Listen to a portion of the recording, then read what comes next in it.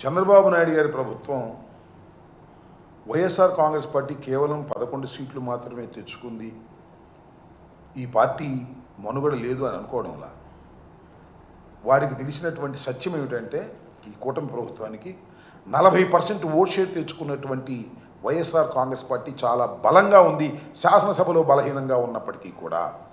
కాబట్టి ఎలాగే మెప్పించాలి జనాన్ని? ఇచ్చినటువంటి వాగ్దానం నెరవేర్చడం ద్వారా మళ్ళీ ఎన్నికలకు వెళ్ళాలి. లేదంటే ఈ ప్రభుత్వం ఈ పార్టీని భయపెట్టాలనే క్రమంలోనే అందరి మీద కేసులు పెడుతున్నారు. సమయం దొరికినప్పుడు అరెస్ట్ చేస్తున్నారు. అరెస్ట్ చేయడంలో చిత్రమైన విషయం ఏంటంటే ఒకే ఇష్యూ మీద 10 చోట్ల కేసు పెడతారు. ఇక్కడ నుంచి అక్కడికి, అక్కడి నుంచి ఇక్కడికి, ఇక్కడి నుంచి అక్కడికి నెలల తరబడి తిప్పుతారు. పీటీ వారెంట్లు వేస్తారు, భయపెట్టేస్తారు. లీగల్ ఎయిడ్ కోసం మేము కూడా తీవ్రమైన ప్రయత్నం చేస్తున్నాం. ఈ విధంగా పోలీసుల చేత కేసులు పెట్టించి వైఎస్ఆర్ కాంగ్రెస్ పార్టీ నాయకుల్ని భయపెట్టాలి, బాధ పెట్టాలి అనేటువంటి ఒక కుట్రపూరితమైన అప్రజాస్వామికమైన విధానాన్ని నారా చంద్రబాబు నాయుడు గారు ఆయన కుమారుడు అవలంబిస్తున్నారు. మూల్యం చెల్లించక తప్పదని కూడా ఈ సందర్భంగా నేను మనవి చేస్తున్నాను. ఎన్ని హెరాస్మెంట్స్కైనా, ఎన్ని ఒత్తిళ్ళకైనా వైఎస్ఆర్ కాంగ్రెస్ పార్టీ నిలబడుతుంది, నిలబడి పోరాడుతుంది. కేంద్రంలో ఉన్నటువంటి సోనియా గాంధీ ప్రభుత్వమే ఎన్ని హెరాస్మెంట్లు చేసినా భరించి బయటకు వచ్చినటువంటి రాజకీయ పార్టీ. మా పుట్టుకే అతి భయంకరమైన బాధల నుంచి పుట్టాం. ఒకవైపున డాక్టర్ వైఎస్ రాజశేఖర రెడ్డి గారి మరణం, ఆ చితిమంటలు, మరొక వైపున ఆయన కుమారుడైనటువంటి జగన్మోహన్ రెడ్డి గారిని 16 మాసాలు జైల్లో పెట్టిన మొక్కవోని ధైర్యంతో ముందుకొచ్చినటువంటి రాజకీయ పక్షం తప్ప ఎవరికో వెన్నుపోటు పొడిచి వచ్చినటువంటి రాజకీయ పక్షం కాదు. లేదా ఎవరి దయాదాక్షిణ్యాలతోనో మోచేత నీళ్లతోనో తాగి వచ్చినటువంటి రాజకీయ పక్షం కాదు. లేకపోతే ఎవరితో అయినా కలిసి పోటీ చేసి వచ్చినటువంటి రాజకీయ పక్షం కాదు.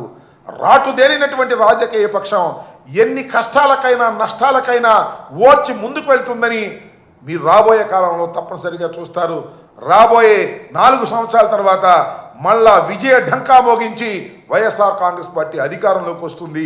ఇప్పటికే అనుకుంటున్నారు ప్రజలు, ఎరక్కిపోయి వేసామురా ఓటు, ఇరుక్కుపోయాము, అన్ని మాటలు నమ్మాము.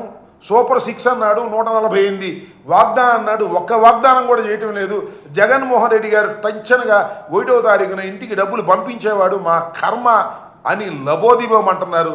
ఫీజు రియంబర్స్మెంట్ లేక స్టూడెంట్స్ అల్లాడిపోతున్నారు, అమ్మఒడి లేక పిల్లలు బాధపడుతున్నారు, తల్లులు బాధపడుతున్నారు. ఇవన్నీ కూడా చాలా దుర్మార్గమైనటువంటి రాజకీయాలు చేసి కేవలం మోసపూరితమైన వాగ్దానాలు చేయడం ద్వారా అధికారంలోకి వచ్చినటువంటి ప్రభుత్వం ఆ మోసాన్ని ఇంకా కొనసాగిస్తుంది. దీనికి తగిన మూల్యం చంద్రబాబు నాయుడు గారు కూటమి ప్రభుత్వం చెల్లించక తప్పదని మనవి చేస్తున్నాం.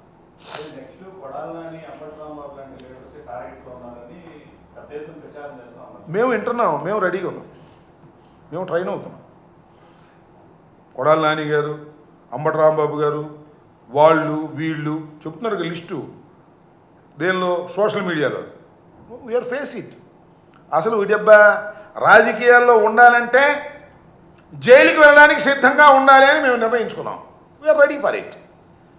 తప్పో రైటో అంతిమంగా ప్రజలు తెలుస్తారు. నేను మనవి చేస్తున్నాను బ్రదర్, ఇవాళ ఇంతమంది మీద కేసులు పెట్టారు కదా, ఒక్కటి రుజువు అయితే చెప్పండి నాకు. 4 సంవత్సరాల తర్వాత, 5 సంవత్సరాల తర్వాత నేను ఇవాళ ఛాలెంజ్ చేసి చెప్తున్నా, ఆల్ ఆర్ ఫాల్స్ కేసెస్ పెట్టి మమ్మల్ని ఇప్పుడే భయపెట్టాలనుకుంటున్నారు. ఇలాంటివి చూసే వచ్చామని కూడా మనమే చేస్తున్నా, ఇలాంటివి చవి చూసే వచ్చాం మేమని మనమే చేస్తున్నా.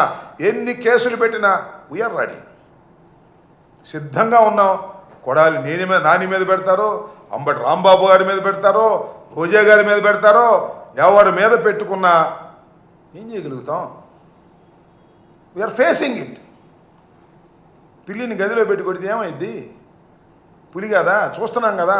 పోసాని కృష్ణమురళి ఒక సినిమా నటుడు, ఆయన అయ్యా నమస్కారం బాబు, రాజా ఇక రాజకీయాలు వద్దు రాజా, నేను మానుకుంటాను రాజా అంటే వదిలిపెట్టారా? చొక్కా పట్టుకు రాకుండా ఫాల్స్ కేసు పెట్టి మీరు చేదెత్తుకుని చేసేస్తారు కదా.